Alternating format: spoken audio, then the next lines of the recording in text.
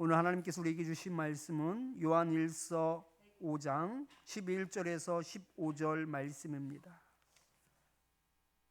요한일서 5장 11절에서 15절 말씀을 한 절씩 교독하겠습니다. 또 증거는 이것이니 하나님이 우리에게 영생을 주신 것과 이 생명이 그의 아들 안에 있는 그것이니라. 아들이 있는 자에게는 생명이 있고 하나님의 아들이 없는 자에게는 생명이 없느니라.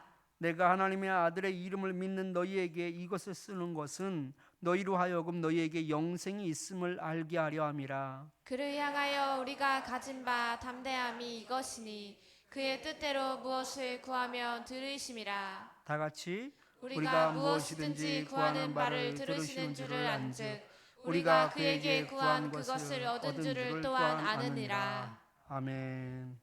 우리 서로 바라보면서 함께 인사하겠습니다. 참 잘 오셨습니다. 참 잘 오셨습니다.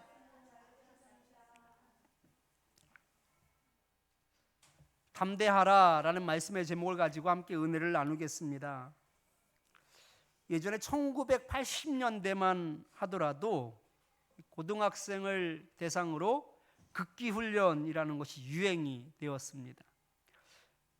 당시 저는 극기훈련 참여 신청을 하지 않아서 대신 3일 동안 학교 도서관에서 책을 읽어야 했습니다.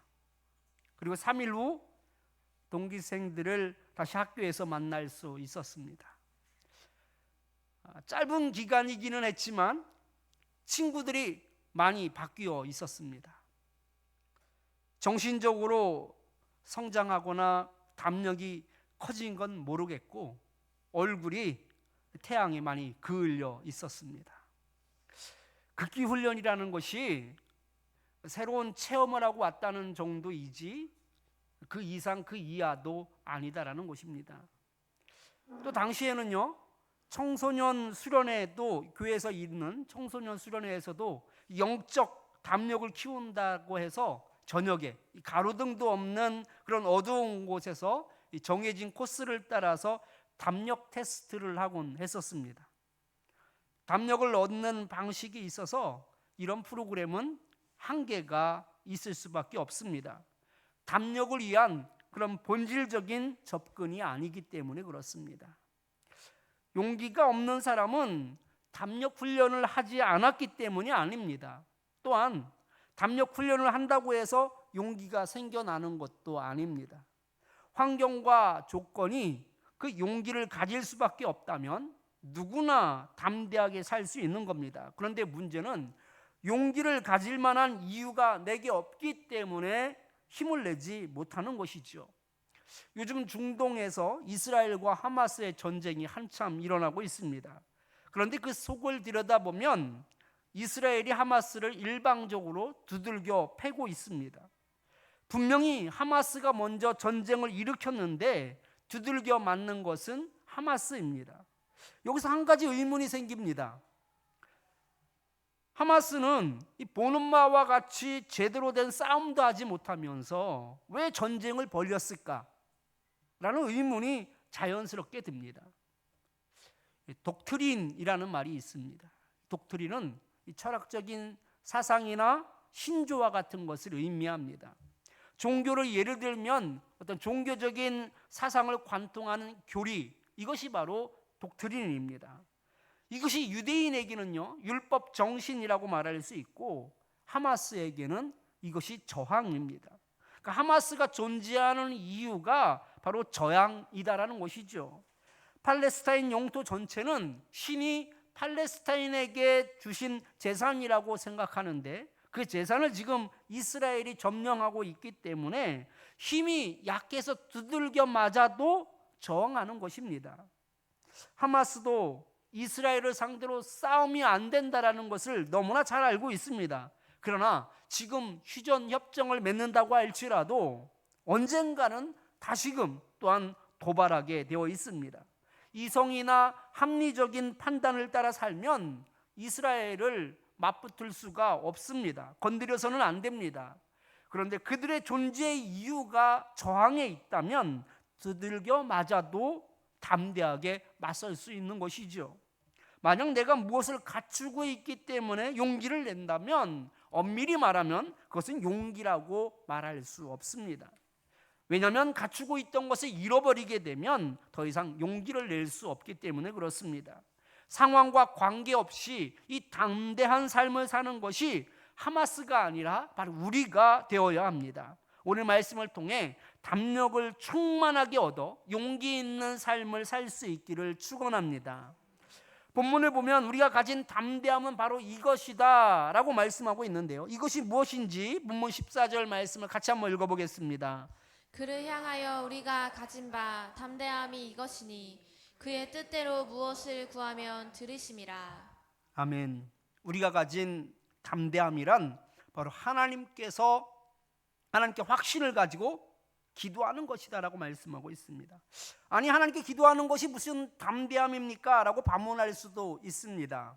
이 담대함은 단순히 기도하는 행위 자체를 말하는 것이 아니라 기도하는 자세에 대해서 말씀하고 있습니다. 담대함에 해당하는 이 페리레시아라는 말씀은 두려움이 없는 태도를 말합니다. 어려워하거나 거리끼지 않는 것을 말하는 것이 이 페르레시아라는 말입니다. 마치 천진한 그 어린아이가 아무런 두려움도 근심도 걱정도 없는 것처럼 사는 것, 머뭇거리거나 걱정 없이 당당하게 하나님께 나아갈 수 있는 것, 하나님께 말할 수 있는 것, 이것이 바로 담대한 사람입니다. 세번역 성경을 보면 그 담대함이 누구에 대해서 담대한 것인지에 대해서 구체적으로 명시하고 있습니다. 본문 14절 말씀을 세번역 성경을 다시 한번 읽어보겠습니다. 우리가 하나님에 대하여 가지는 담대함은 이것이니 곧 무엇이든지 우리가 하나님의 뜻을 따라 구하면 하나님은 우리의 청을 들어주신다는 것입니다. 아멘. 하나님에 대하여 담대함을 가질 것을 말씀하고 있습니다. 하나님을 대하여 경외하는 마음을 가져야 하는 것 아닙니까? 물론 하나님에 대하여 두렵고 떨리는 마음을 가져야 합니다. 그런데 동시에 모순처럼 느낄 수는 있지만 하나님에 대하여 두려움이 하나 없고 또 거리낌도 없고 걱정도 없이 하나님께 당당히 말할 수 있는 이 담대함도 우리에게 필요합니다. 우리가 하나님에 대하여 담대함이 필요한 데는 분명한 이유가 있기 때문입니다. 우리가 하나님께 대하여 담대함을 갖는 것은 하나님께서 우리의 청을 들어주실 것이다라는 이 확신을 의미합니다. 다시 말해서 이 담대함이란 하나님을 온전히 신뢰하기 때문에 생길 수 있는 감정인 것이죠. 많은 사람들이 하나님께 기도를 하면서도 평안이 없고 두려워하는 사람들이 참 많습니다. 점점 기다림이 길어질수록, 날짜가 점점 가까이 다가올수록, 코너에 몰리게 될수록, 상황이 여의치 않을수록 걱정이 앞서게 됩니다. 이런 사람은 하나님께 대하여 담대하지 못한 겁니다. 하나님을 온전히 신뢰하지 못하기 때문에 생기는 결과입니다. 하나님을 온전히 신뢰하지 못하면 하나님께서 아무리 응답을 주셔도 일이 해결될 때까지는 불안해할 수밖에 없습니다. 일이 다 성취되고 나서야 비로소 마음을 놓게 됩니다.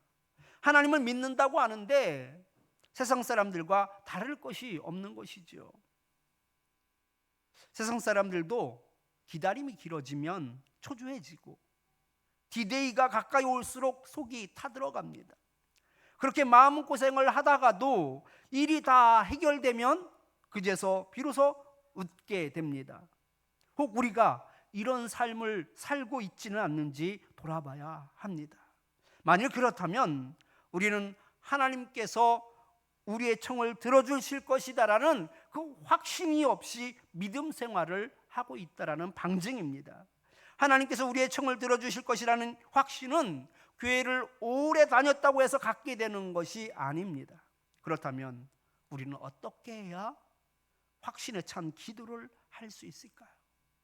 하나님께서 우리의 청을 들어주실 것이다라는 확신에서 나오는 이 담대함은 바로 13절에서 그 기초가 됩니다. 본문 13절 말씀을 같이 한번 읽어보겠습니다. 내가 하나님의 아들의 이름을 믿는 너희에게 이것을 쓰는 것은 너희로 하여금 너희에게 영생이 있음을 알게 하려 함이라. 아멘. 여기서 말하는 이 아들은 하나님의 아들 예수 그리스도를 의미합니다. 즉 예수님을 믿는 자 안에서 얻게 되는 것이 무엇이냐? 바로 영생이다라고 말씀하고 있습니다. 여러분은 영원한 생명을 그 얻게 되는 것에 대해서 확신하고 있습니까? 이 확신은 너무나 중요합니다. 그러나 이 영원한 생명을 얻게 되는 것은 단순히 지식적인 동의를 말하는 것이 아닙니다. 영원한 생명을 얻게 된다는 이 사실이 내 심장을 뛰게 하며 내 감정을 설레게 하고 있는 것이어야 됩니다. 이것이야말로 영생에 대하여서 확신하고 있는 삶이며 내가 더 이상 죄의 자녀가 아니라 하나님의 자녀임을 확신하며 살아가는 사람인 것이죠. 우리는 영생에 관하여 영원히 살게 될 그 나라를 바라보면서 지식적인 동의를 하고 있는지, 아니면 내 심장이 그 소리를 들을 때마다 쿵쾅쿵쾅 뛰며 내 마음이 설레이며 감정이 복받쳐 오르는지 여러분 구별할 수 있기를 바랍니다. 확신한다라는 것은 지식적인 동의가 아닌 것이지요. 그것이 바로 내 것이 되는 것입니다. 에베소서 3장 12절 말씀을 같이 한번 읽어보겠습니다. 우리가 그 안에서 그를 믿음으로 말미암아 담대함과 확신을 가지고 하나님께 나아감을 얻으니라.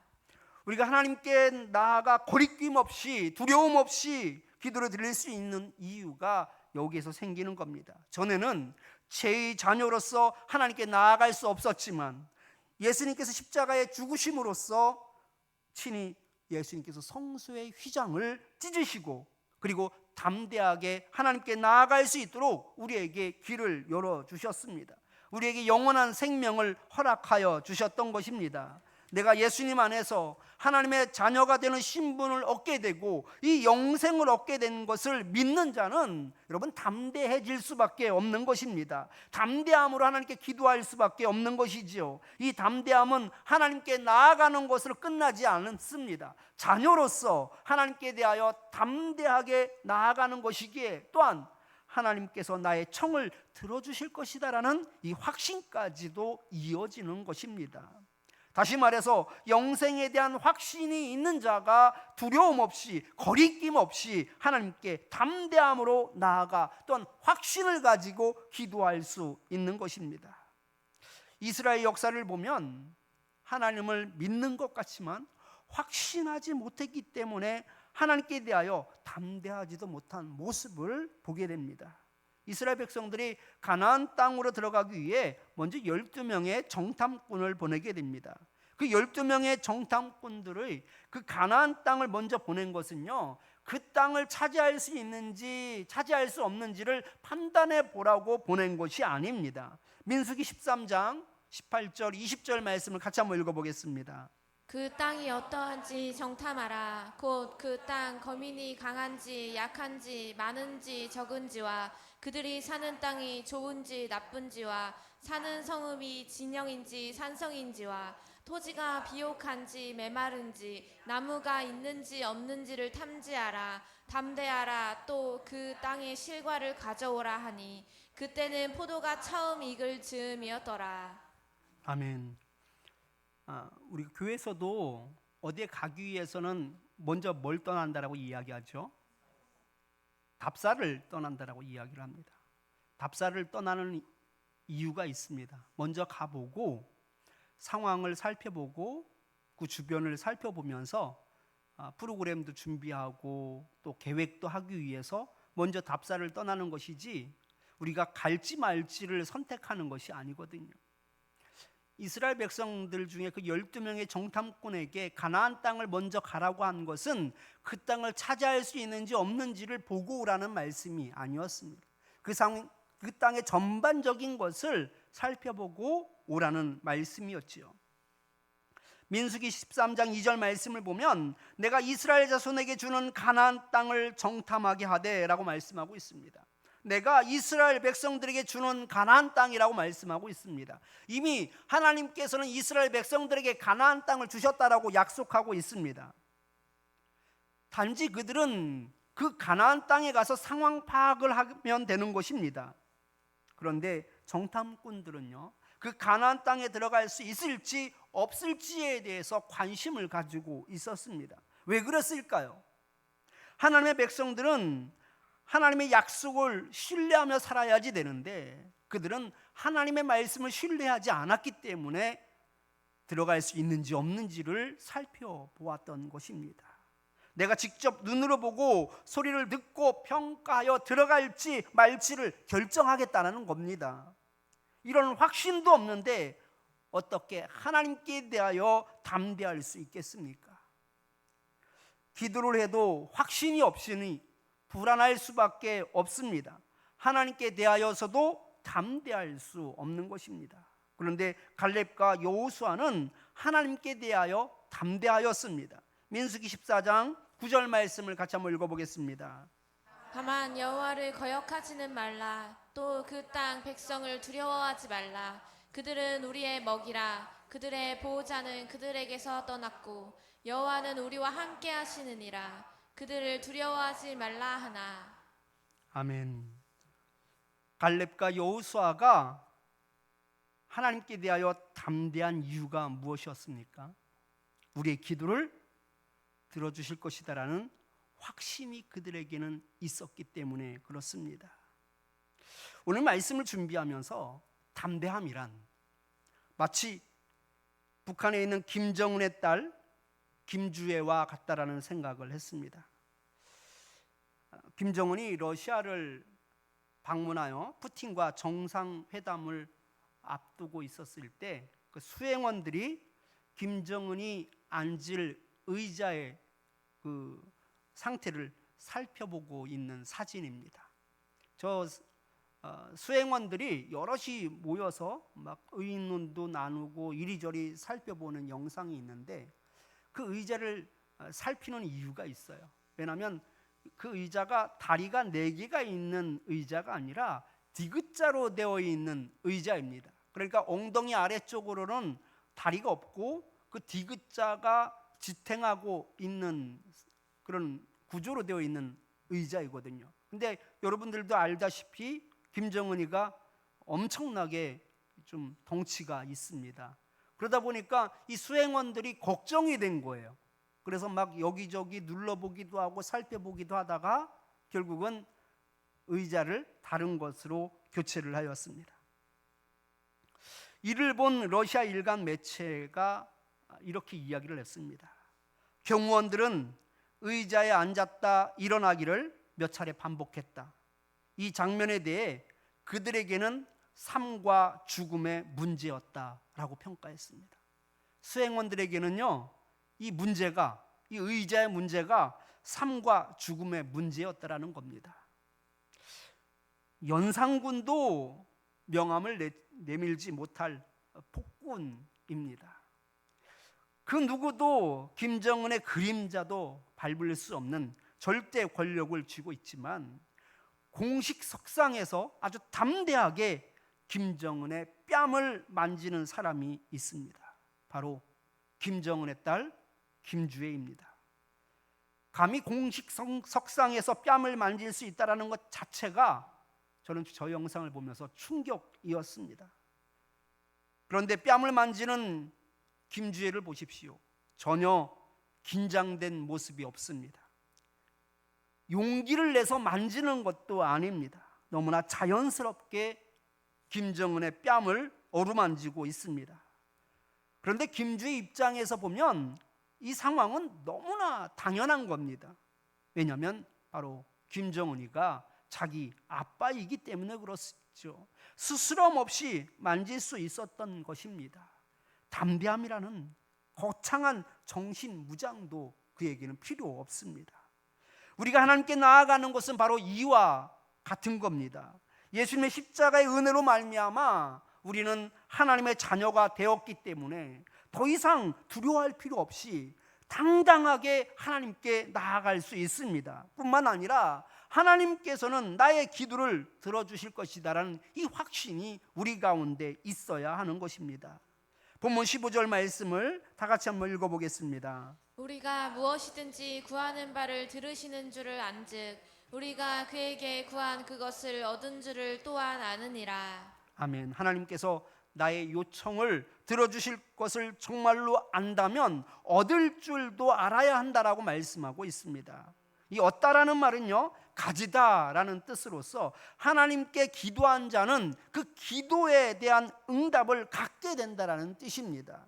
그런데 여기서 놓쳐서는 안 되는 것이 하나 있습니다. 이 조건을 맞추기 위해서는 선행되어야 하는 것이 한 가지가 있습니다. 본문 14절 말씀을 다시 한번 읽겠습니다. 그를 향하여 우리가 가진 바 담대함이 이것이니 그의 뜻대로 무엇을 구하면 들으심이라. 아멘. 하나님의 뜻대로 구해야 합니다. 하나님의 자녀가 된 신분으로서 하나님께 담대히 나아가 구한다고 할지라도, 또 하나님께 내가 구한 것을 하나님께서 들으실 것이라는 그 확신이 있다고 할지라도 하나님의 뜻과 다르다면 우리의 간구는 이루어질 수 없는 것이죠. 명심하십시오. 하나님께서는 우리의 기도에 대해 들을 준비를 하고 계십니다. 더 나아가 우리가 구하는 것은 무엇이든 주실 준비도 하고 계십니다. 그러나 더더욱 이 기회를 놓치지 마시고 하나님의 뜻을 따라 구하시기 바랍니다. 그렇다면 어떻게 해야 하나님의 뜻을 따라 구하며 살 수 있을까요? 사랑, 긍휼, 자비, 섬김, 용서 등과 관계된 것이라면 무조건 이것은 하나님의 뜻을 따라 기도하는 겁니다. 한번 따라해 보겠습니다. 사랑, 긍휼, 자비, 섬김, 용서. 그러니까 내가 기도하는 것을 여기에 한번 대입해 보십시오. 사랑과 관계가 있는지, 긍휼과 관계가 있는지, 자비와 관계 있는지, 섬김과 관계가 있는지, 용서와 관계가 있는지, 이런 것과 관계가 있는 기도는 여러분 고민할 필요도 없습니다. 이것은 누구의 뜻을 따라 기도하는 거라고요? 하나님의 뜻을 따라 기도하는 것입니다. 반대로 교만, 욕심, 미움, 자랑, 이런 것과 관계된 기도라면 이것은 하나님의 뜻일 리가 없습니다. 이와 관계된 것이라면 여러분 기도를 지금 당장 바꾸어야 합니다. 그래서 내가 하는 기도가 사랑과 긍휼과 자비와 섬김과 용서를 따라 기도함으로 말미암아 하나님의 뜻을 따라 기도하는 기도가 될 수 있기를 축원합니다. 그런 기도는 하나님께서 들으십니다. 그런 기도는 하나님께서 이미 주시기로 약속하시고 있기 때문에 얻게 될 것입니다. 왜냐하면 우리 하나님께서는 우리에게 하나님께로 나아갈 수 있는 그 길을 열어주셨습니다. 우리는 담대한 마음으로 하나님께 나아가야 합니다. 담대한 마음으로 기도해야지 됩니다. 하나님께서 주실 것을 확신하며 나아가야 합니다. 그러면 이 모든 것을 받아 누리게 될 줄 믿습니다. 우리 말씀을 기억하면서 먼저 그 나라와 의를 구하라 함께 찬양하겠습니다.